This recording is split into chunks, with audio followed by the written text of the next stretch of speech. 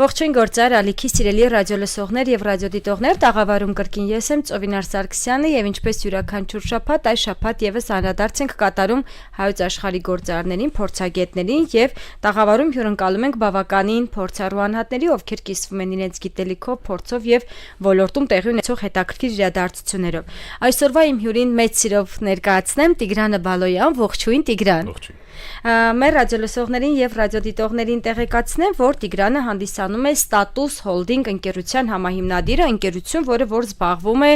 մարքեթինգային լուծումներով, մասնավորապես բրենդինգ, գովազդ, իհարկե ընկերության մասին մի փոքր ավելի մանրամասն կնշի Տիգրանը մեր հերթական հարցերի ընթացքում, մինչեւ ոլորտային հարցերին անցնել է, իսկ դրանք են հիմնականում բրենդինգին, գովազդային, շուկային վերաբերվող հարցերը։ Տիգրան, ուզում եմ հասկանալ ինչպես եք հայտնվել ոլորտում, այսինքն կրթական հենքից եթե սկսենք, արդյոք հենց կրթությունը այս ոլորտում է եղել, եթե ոչ, ապա ինչպես է անցում կատարվել։ Ինչպես համարյա բոլոր կարևոր բաները իմ կյանքում պատահական է եղել։ Նաև կրթությունը։ Կրթությունը։ Այս ես ժամանակ ավարտել եմ Երևանի ճարտարագիտական համալսարանը, պոլիտեխնիկը, լեռնարդյունաբերության ֆակուլտետը, որպես կառավարիչ։ Բայց չգիտեմ, բարեբախտաբար կամ դժբախտաբար այդ մասնագիտությամբ չստացվեց աշխատել ու ինձ կյանքը տարավ այլ ուղղությամբ, տարավ դեպի ֆինանսներ, հետո տուրիզմ, հետո նոր արդեն գովազդի դաշտ։ Շատ լավ, իսկ ընկերությունը ինչպես եք սկսել, Տիգրան, այսինքն հենց բրենդինգային ընկերություն ունենալու, իսկ սկզբանը հենց այսպես է եղել, որ թվականին է հիմնադրվել, ոնց է ճանապարհը սկսվել։ Չէ, մենք բրենդինգային ծառայություններ սկսեցինք մատուցել շատ ավելի ուշ, երբ որ հասկացանք դրա կարևորությունը, անփոխարինելի լինելը, հատկապես այս ոլորտում ու հատկապես հայկական շուկայում հիմա։ Երևի մենք դա սկսեցինք 11 թվականին, երբ որ արդեն 7 տարեկան ընկերություն էինք, մինչև այդ աշխատում էինք զուտ կրեատիվի ու պրոդաքշնի մեջ։ Շատ լավ, Տիգրան, մեկ կարևոր բան, տեսեք, իհարկե տարիների ընթացքում շուկան բավականին փոխվել է, նաև մոտեցումները, բայց վստահ էլի մեր շուկայում ունենք այն պատկերացումը, որ մարքեթինգ, գովազդ, բրենդինգ, նաև թվային արդեն գործիքներ, բան շատ ժամանակ խառնում են իրար հետ եւ շատ ժամանակ որպես այդպեսին բրենդինգը առանձնացված ուղղություն չեն դիտարկում։ Մի քիչ կներկայացնեք այս տարիների ընթացքում նշեցիք արդեն, հա, 7 տարի եւ ավել, ինչ է փոխվել, արդյոք եւ պատվիրատուի տեսանկյունից եւ դուք որպես ընկերություն, որ այդ ծառայությունն է մատուցում։ Մեզանից բախտ վիճակվեց այս շուկայում, որ մենք այդ փոփոխություններ մտցնողներից մեկն էինք ու առանց կեղծ համեստության երևի առաջիններից տարբեր ոլորտներում նույն կրեատիվը որպես առանձին պրոդուկտ հայկական շուկայում ներկայացնելը եղել է մեր նախաձեռնությունը, առանձին պրոդուկտ որպես վաճառելը։ Իսկ բրենդինգի, կորպորատիվ բրենդինգի, ավելի ճիշտ այսպես ասեմ, կորպորատիվ բրենդինգը շուկա մտցնել, բիզնեսին բացատրել դրա կարևորությունը, դրա մանետիզացիայի ճանապարհը ինչպես է անցնում ու դա ինչ էֆեկտ է բերում, ասենք ես հիմա ամբողջությամբ դրան եմ տրված, այն մասը ինչ որ վերաբերվում է բիզնեսին։ Դրա համար իմ կյանքում մենք այսօր բրենդինգ ասելով Հայաստանում կորպորատիվ բրենդինգի մշակույթն ենք մտցնում։ Շատ լավ, 1-2 բառով կներկայացնեք, Տիգրան, ինչ ասելա կորպորատիվ բրենդինգ կամ նաև մյուս կարևոր բանը, որքանով են ընկերությունները պատկերացնում բրենդինգ, մի հատ էլ առանձին առանձնացված կորպորատիվ բրենդինգ։ Դե տեսեք, ես այդ օրինակը բերում եմ, ինքս հասկանալի է դառնում, երբ որ ցույց եմ տալիս, ասենք լսարանին ինչ-որ մի հայտնի բրենդի լոգոտիպ, ասենք, չգիտեմ, Coca-Cola-ն է կամ Apple-ն է, ասում ես ինչ է, ասում են ինչ է, ասում ինչ արժեք ունի, սկսում են պատմել, ես կողմ, ասում ինչ կարժին են, մոտավորապես գներ են ասում, ասում շատ լավ, իսկ եթե հիմա հենց այս սենյակ իջնի մի հատ այլ մոլորակային եւ ես իրեն ցույց տամ ես լոգոն, ինքը ինչ կասի, ինչ արժեք կունենա, ինչ կմտածի ինքը սրա մասին։ Այդտեղ մարդիկ սկսում են մտածել, այսինքն նոր այդ եղանակով մոտենալով ես մարդկանց փորձում եմ հասկացնել, որ այդ արտաքին մասը, այդ լոգոն ինչ որ դուք տեսնում եք, դա ընդհանրապես այն խորքային այն այսբերգի վերևի մի փոքր երևացող մասն է։ Իսկ կորպորատիվ բրենդինգը ինքնից այդ այսբերգն է, այսինքն ինքն արժեքն է, այն ծանրությունն է, ինչ ընկերությանը գին է տալիս։ Դրա մեջ կարող ենք մշակույթն էլ ներառել, չէ՞ վստահաբար։ Մշակույթը կորպորատիվ բրենդինգի գենետիկայի մի փոքր չէ, հիմնական մասն է, ասենց ասեմ։ Այսինքն ինքը շատ խորքում է գտնվում, մենակ մշակույթ ասելով բրենդի, կորպորատիվ բրենդինգի մասին խոսելը շատ կիսատ կլինի։ Բայց ես կուզենայի օրինակ նույն բրենդի ֆունկցիան ասել, էլի կարևոր ֆունկցիան, ասենք բիզնեսի համար բրենդին չէ՞ կարևոր։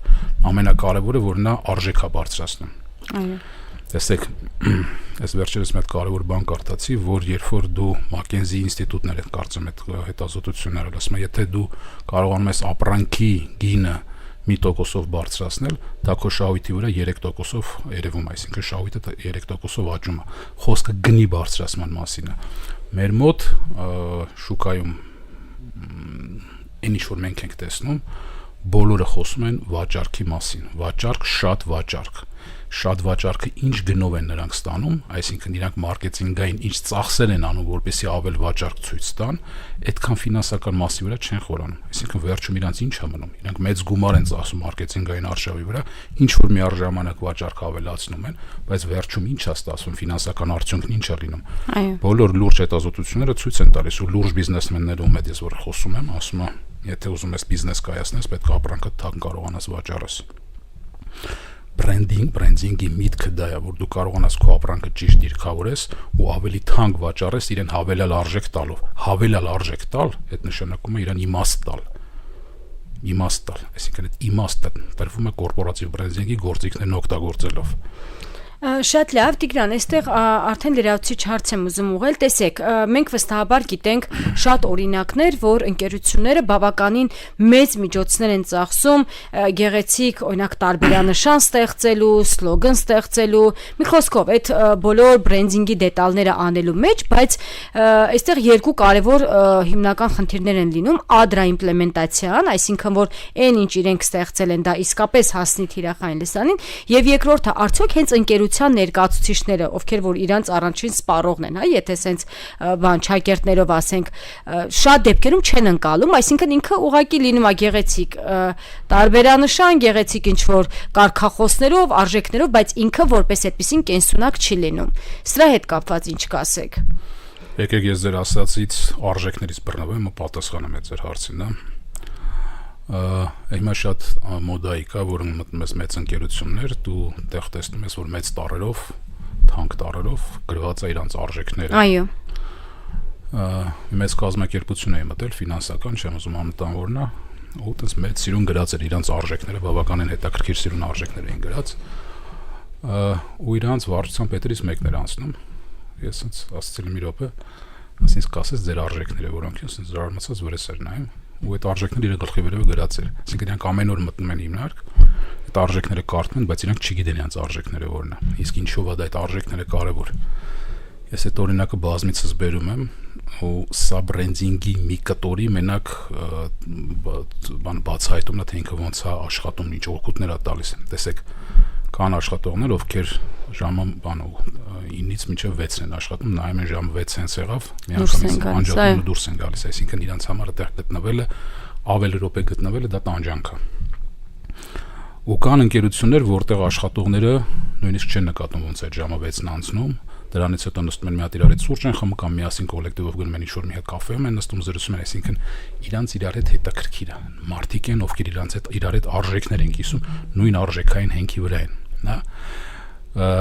Այս արժեքները, որ ստեղծվում են, դրանք նախ եւ առաջ ընկերության համար են, դրանք օգնում են ընկերությունում հավաքել նույն արժեքները կրող մարդկանց, ում իրար հետ հետաքրքիր է։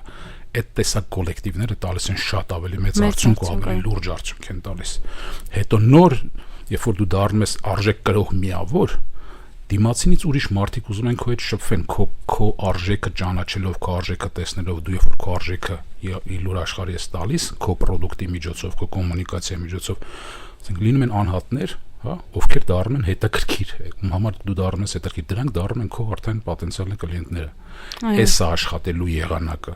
ոչ թե բարձր գոռալը, ոչ թե, չգիտեմ, սիրուն աղջիկներ ցույց տալը կամ չգիտեմ, ասենք, այս ամեն ինչը շատ պրիմիտիվ մակարդակ է, ու այդ ակցիաներ անելը, զեղչեր անելը, դրանք ոնց ասեմ, դրանք բիզնեսը խեղդող, խորտակող ու երևի արդեն հնացած։ Անիմաստ, հա, անիմաստ։ Այստեղ մյուս հարցը, Տիգրան, տեսեք, շատ այս հարցի առաջ կանգնում ենք, նաև ինքս էլ գործար ոլորտում լինելով, միշտ այդ երկխոսությունը կա, արդյոք ընկերության համար անհրաժեշտ է օրինակ սեփական թիմ ունենալ, ով կզբաղվի եւ բրենդինգի հարցերով, ընդ որում դա կարող է լինել ռեսթայլինգ, դա կարող է լինել ընդհանրապես ռեբրենդինգ, կարող է ընդհանրապես զրոյից բրենդի ստեղծում, ապրանքանիշի ստեղծում լինի,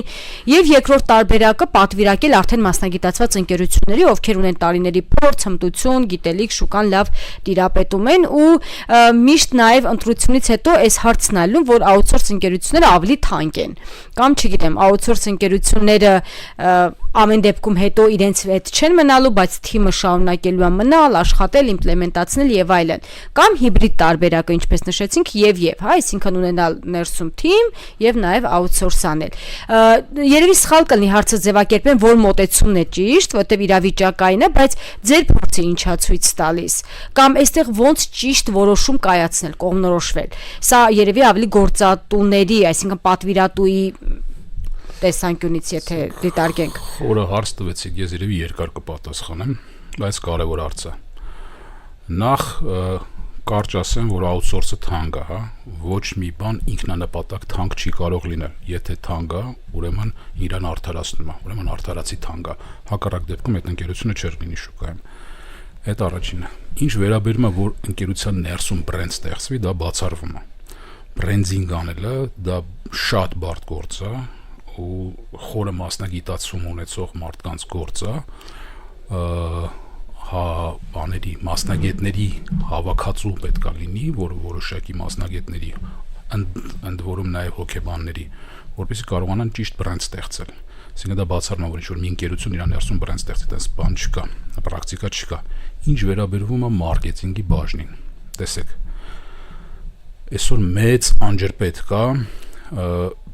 բանի բիզնեսի տերերի, տնօրենների ու մարքետոլոգների միջև։ Ինչի՞, որովհետև իրանք իրարից չգիտեն ինչ են ուզում։ Այո։ Իրանք մի հատ բառ են տենց անգիրարել բոլորը ու դա բարձր գործում են վաճառք։ Վաճառքը դա ամենավերջի բանն է, էտապն է, որ դու ամեն ինչ ճիշտ անում ես, վերջում վաճառքը ինքնաբերաբար է լինում։ Ինչ պետք անի մարքեթինգի խումբը։ Նախ իրանք պետքա մարքեթինգային ռազմավարություն ստեղծեն։ Ինչ է նշանակում մարքեթինգային ռազմավարություն։ Դա որոշակի նպատակների հասնելու ճանապարհ է։ Դա ինչ նպատակներ մենք ունենք։ Ընկերությունը պետք է իր առջև պահանջ դնի, հարց դնի։ Մենք այս տարի կամ մոտակա 5 տարում մենք ինչ նպատակներ ունենք։ Վաճառքի մասին չենք խոսում։ Ինչ նպատակներ ունենք։ Մեզ ոնց պետքա ճանաչեն։ Հա, մեզ ոնց պետքա ճանաչեն, դա նշանակում է մեր բրենդն ինչ է, մեր էությունն ինչ է։ Այսինքն պետքա լինի մի հատ բրենդ book նախ, որտեղ մանրամասն նկարագրված է, թե այդ ընկերությունն այդ ինչ է ներկայացնում, ինչ արժեքներ է կրում, ինչ մշակույթ է կրում, ինչպես է ինքը ուզում, որպեսզի հաճախորդը իրան զգա այդ ապրանքը օգտագործելիս, կողքից նայելուց իր մասին ինչ մտածեն։ Այս ամեն ինչը պետքա գրված լինի այդ բրենդ book-ի մեջ, ու ոչ միայն այս ամեն ինչը, ահագին բաներ կա։ Մարքետոլոգները պետքա վերցնեն այդ բրենդ book-ը, իմպլեմենտացնել։ Իրանց գործը սա վերցնել, տեղափոխել հաճախորդի ուղեղի մեջ։ Մարքեթինգի գործը այդ տրանսպորտի գործն է։ Պետքա լինի բրենդ book այդպես գրած, որ իրանք սա վերցնեն, մարքեթինգային ռազմավարության միջոցով հասցնեն հաճախորդին, հա։ Սա է մարքեթինգի բանը, in-house մարքեթինգի բանը, գործառույթը։ Նախ իրանք եթե տեսնեն իրանք չունեն բրենդ, իրանք նախ պետք է այդ բրենդը ստեղծեն։ Հակառակ դեպքում իրանք ինչ որ անկանոն քաոտիկ շարժումներ են անելու, որոնք որոշակի կարող է ինչ որ վաճառքի բան տան, մեկ էլ հիմնականում նրանք նպատակ են ունենում տնօրինությանը դուր գալու։ Էս ասում, եթե դու չունես էությունը, որը պետք է հասցվի հաճախորդին, դու անիմաստ բան ես անում, էներգիա ես ծախսում։ Այդ նրա մասին թե in-house լինի, թե outsource արվի, առասարակ մարքեթինգային խումբը ճիշտ կլինի, որ լինի ընկերության ներսում, որը ամեն օր, ամեն ժամ հասկանում ընկերությունը ինչ վիճակում է, անընդհատ ինքը աուդիտ անում իր վիճակը, նոր խնդիրներ է դնում production-ի առջև, որը պետք է լուծի, թե տվյալ նյութի ինչ եղանակներով է հասնելու հաճախորդին։ Կապը այսպեսին է։ Շատ լավ, Տիգրան, բայց այստեղ նաև պետք է արձանագրենք, որ մենք շուկայում ունենք նաև շատ դեպքում իրավիճակներ, որ ձեր ասած ընկերությունը ունի brand book-ը բավականին գեղեցիկ գրված, շատ դետալներով եւ այլն, բայց հենց գալիս է դրա կատարման փուլը, այսինքն այդ տրանսպորտային փուլը, որ պետք է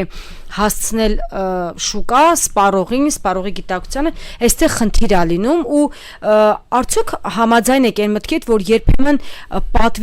ընկերությունը, որ այդ աշխատանքը կատարել է, իր տնային աշխատանքը մինչև վերջ չի կատարել, որովհետև դու կարող ես շատ լավ brand book-ը տալ, բայց իրականում դա շատ ավելի կարևոր է դրա իրականացումը։ Իսկ այն անհատները, ովքեր որ պետք է դա իրականացնեն, ուղղակի չունեն կոմպետենցիաներ։ Խնդիրը գալիս է մի քիչ ավելի վերևից բիզնեսի տերերից կամ գլխավոր տնօրինությունից։ Նախ պետք է հասկանան, թե ինչի համար է դա պետք։ Մենք երբ որ սկսում ենք ընկերությունների հետ բրենդինգային աշխատանք իրականացնել, նախ խոսում ենք նրանց հետ, ասում ենք ինչ ենք անելու, որ դուք սա հետագայում ոնց աշխատացնեք, շարունակեք։ Եթե դուք պետք է ընդամենը վերցնեք ես ու ասեք մենք լավ brand book ունենք, դրա վրա ժամանակ չենք ծախսի, որովհետև մենք հարգում ենք մեր ժամանակը։ Brand book-ը դա մոտակա 5-ից 10 տարվա աշխատանքների պլանն է, հիմքն է, այն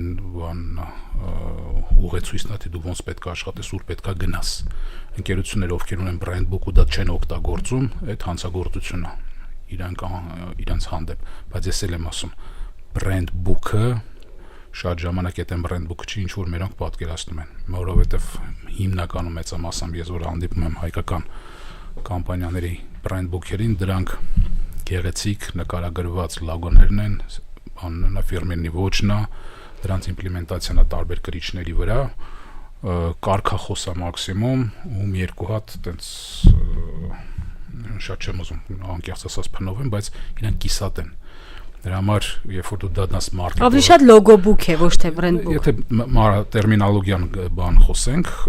մասնագիտական տերմինոլոգիան ասենք, brand book-ը բաղկացած է 3 կտորից։ Ինքը հենց բանը կնիգը brand-ը brand book-ն է, logo book-ն է ու style book-ն է։ Մեր մոտ logo book-ն ու style book-ը վերցնում են կպցնում են իրար, անում դնում են brand book։ Այտենց եկել է այդ ավանդույթը, որ ասում ենք բան ենք փոխում, մենք հիմա այդ ենք փորձում փոխենք ու բարեբախտաբար ստացվում է ահագին։ Ու կան շատ մեծ լավ հաջողված փորձեր դրա մասին ընթացքում կասեմ։ Լավ, հաջորդ հարցը, Տիգրան, ինչպես ոնց որ մարքեթինգի շատ ուղղություններում բրենդինգի մեջ էլ բավականին բաներ են փոխվել ու եւ ոճի առումով եւ չգիտեմ գործիքակազմի առումով հիմա նաեւ շատ գործ ունենալով տարբեր ընկերությունների ու պատվերների հետ ինչ մոտեցումներն են ավելի ընդունել, այսպեսի բան կա, չէ՞, լավագույն նորը մոռացված հինն է ու այդ մինիմալիստական մոտեցումները եւ այլն։ Ինչ մոտեցումներն են հիմա ավելի տարածված կամ ավելի կիրառելի, կամ եթե վերաձևակերպեմ հարցը աշխատող։ Նորաձևության պես է, էլի ինչ որ տեղ կարելի է այսպես էլ նշել։ Տեսեք, աշխատող կա երկու մոդել։ Մեկը որ տրենդային ինչ որ մի հատ հայփի վրա որ ինչ որ մի բան հետաքրքիր է, մարդիկ տեսնում են, անում են, օգտագործում են, աշխատում է, ու կա աշխատող հիմնովին, որ դու դանդաղ անում ես ու ինքը երկար ու գնում է։ Դե ասում եմ մենք այդ երկրորդի կողմնակիցն ենք, բայց մեր գործը վերջերս ահագին հեշտացա, որովհետև առաջ ինչ որ մենք զգում էինք, բայց չէինք կարողանում ինչ որ կերպ ապացուցենք կամ հիմնավորենք, որովհետև ապացուցելու հիմնավորելու համար ժամանակ է պետք։ Ես պետք է տան ժամանակ ու ռեսուրս, որ դու կարողանաս քո ասածը, չգիտեմ, մի տարվա, երկու տարվա ընթացքում հասցնես տեղ, ասածը ուզում ասեմ գովազդային կամպանիաներով։ Ոչ բոլոր ընկերություններն են պատրաստ իրենց ֆինանսներն ու ժամանակը տրամադրեն քո էքսպերիմենտի վրա, հա։ Բարեբախտաբար կան ընկերություններ են միշտ եղել, ովքեր մեզ վստահել են, պարզապես վստահել են ու մենք ցույց ենք տվել, որ դա արդարացված է, այո։ Ինչը ցույց տվեց այս վերջերս գիտությունը, Անտոնիո Տամազի, եթե չեմ սխալվում, իտալացի գիտնական էր, որ հիմնավորեց, ապացուցեց, կարծեմ դրա համար ինչ որ լուրջ մրցանակ ստացա, որ մարդիկ իրանց որոշումների 70%-ը կայացնում են էմոցիոնալ դաշտում, ենթագիտակցորեն։ Հետո գիտակցությունը փորձում է այդ ամեն ինչի համար հիմնավորումներ գտնել, արդարացումներ գտնել։ Երբ որ մենք հասկացանք, то есть մենք արդեն գիտեինք, բայց երբ որ արդեն մեր ձեռքում եղավ այդ գիտական փաստաթուղթը, որի վրա ավելի հեշտ է հենվել, մենք դա հիմքն է, որ դու աշխատես էմոցիաների հետ, իսկ brand book-ը, branding-ը դա էմոցիաների մասին է։ Այսինքն դու վաճառես ավելի շատ էմոցիա, քան ֆունկցիա։ Երբ որ դու բրենդբուքի միջոցով նկարագրում ես այն էմոցիաները, որոնք մարդիկ պետք է ապրեն, քո բրենդից օգտվելուց ու քո ամբողջ գովազդային կամպանիան կառուցում ես այդ ոճի վրա, այդ հիմքով, ստացվում է լրիվ ուրիշ էֆեկտ, այսինքն 70% ավելի էֆեկտիվ է դառնում։ Ու որ ասում եք ինչ նոր բաներ կա, նորենա որ մեր լեզուն երկարացել է, այսինքն մենք արդեն ասում ենք գիտությունով կչալենք էլի։ Շատ լավ։ Նախավերջին հարցն եմ ուզում ուղղել, Տիգրան, հենց այս տրամաբանության մեջ վստահ եմ նոր բան չեմ ասում, նոր հարց չեմ տալիս, ձեր պրակտիկայի ընթացքում շատ ձեզ այդ հարցը տվել են, որ հիմա եկել է արհեստական բանականությունը ու դա բերել է նրան, որ օրինակ շատ գործեր կրճատվել են, ժամանակը կրճատվել է, արդյունավետությունը բարձրացել է, նույնիսկ այստեղ էլ են շատ գնագոյացման վերաբերյալ հարցեր լինում, որ ասում են, դե լավ, ինչ եք անում նախկինում, եթե դնում, տանջվում, տառապում եք միջև այդ բրենդ բուքը, լոգո բուքը, ստայլ բուքը ստանում եք, հիմա առաջադրանքը տալիս եք արհեստական բանականությանը, ինքը անում է եւ այստեղ ըստ էության դուք շատ գործ չունեք անելու։ Այս պարագայում ինչ է փոխվել ու մի քիչ նաև այսպես երևի պետք է նաև սրա մասին շատ խոսել, մասնագիտական լեզվով մի փոքր խոսենք, որ AI-ը չի փոխարինում, էլի AI-ը ուղղակի ինչ-որ բաների լրացնում է ու նորից ոնց որ հետ գանք դեպի իրական, բան, այսպես կյանք ու աշխատանքային միջավայր։ Քաղաքական լեզվով պատասխանեմ, ասում եք արամ հիմա գրած գամ։ Կարող եք։ Որ ոչ մեկ չի կարա բրենդբուք ստեղծի արհեստական բանականության միջոցով, որովհետև դա աշխատանք է մարդկանց հետ, մենք որ բրենդ ենք ստեղծում, դա հաճախորդի հետ մոտ 2 ամիս աշխատում ենք, անընդհատ կոնտակտ է, անընդհատ սեսիաներ, անընդհատ հարցեր է, անընդհատ քննարկում է, անընդհատ պրովոկացիաներ է այդ մարդկանց, որպեսզի իրանք կարողանան բացվեն, խոսեն, ասեն, դուք միասին բան անեք, մտքեր գեներացնեք, քննարկեք ու ինչ որ մի բանի գաք, այսինքն դու չես կարող արհեստական բանականություն ասես մի հատ սրա մասին բրենդբուք գրի։ Այդ բանը չլողմանա։ Դրան լրացնող հարցը, երբ օրինակ, չգիտեմ, 100 կամ 120 հազարով բրենդինգ են անում, ես ինչպես դոլարի մասին է։ Չէ, դրամի։ Եթե ես դրան ասեմ, ոնց որ 100 հազարով սրտի վիրահատություն անեք, բայց էլի մասնագիտական լեզվով եմ ուզում խոսենք ու նաև մի քիչ այս թեմայի մասին ավելի շատ, հանրայնացվի, ինչ փորձեր են լինում կամ արդյոք այս իրավիճակը իրականում հնարավոր է։ Իմ դիտարկմամբ ոչ, բայց նաև ձեր որպես փորձառու մասնագետի Որինչ, որ ասենք որ 100-120 հազարով հնարավոր է անել բրենդինգ, ինչ իմաստ ունի տալ 10 միլիոն, 20 միլիոն, 30 միլիոն եւ Չէ, հնարավոր է։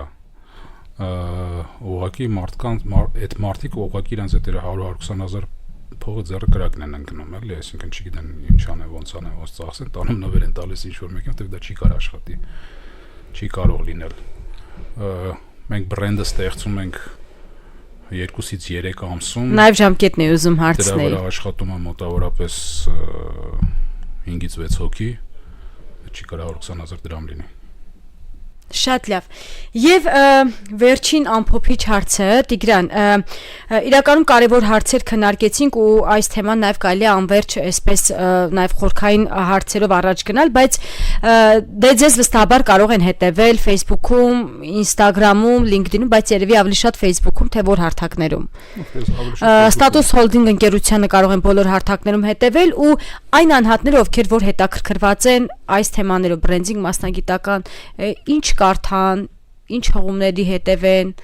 ինչ աղբյուրների հետևեն, ձեր առօրյան ոնց է անցնում, լավ, այսպես ասենք, մասնագիտական, բացի պատվերներ կատարելուց, պատվիրատուների հետ հանդիպելուց, կրթվելու դիտանկյունից։ Տեսեք, ամեն մարդ իր կրթության որոշակի ժամանակահատվածում գտնում է, այսպես ասած, գոռուներ, ովքեր իր համար հետաքրքիր են, ովքեր իր համար բարդ են։ Այսինքն, երբ որ դու գտնում ես գոռու մասնագետ, որ քո համար բարդ է, անուններ հիմա չեմ կարող տան, տարբեր մարդկանց զարգացվածության աստիճանի ժամանակ տարբեր է։ Դու գտնում ես այդ բարդ քո համար ընկալելի նյութերը ու դու սկսում ես դրանք լսել, դրանք սովորել, նոր բան լսել, նոր բան սովորել, այդ ուղղությունը նորը սովորելու։ Առանձին բրենդինգ ոնց սովորեն, այս բանը չեմ կարող այդպես ասել, երբ պետք է գնան մասնագիտական բոյերում սովորեն։ Կամ հետևեն նաև մասնագետներին։ Մասնագետների, դա լուրջ մասնագետների փնտրեն հետևեն։ Շատ լավ։ Շատ շնորհակալություն Տիգրան, հետաքրքիր զրույցի համար մեր ռադիոլսողներին եւ ռադիոդիտողներին հիշեցնեմ, որ գործար ալիքի եթերում անդրադարձ էին կատարում հայոց աշխարհի գործարներին փորձագետներին եւ այսօրվա իմ հյուրն էր Տիգրանը Բալոյան, ով հանդիսանում է Status Holding ընկերության համահիմնադիրը։ Շնորհակալություն։ Շնորհակալ։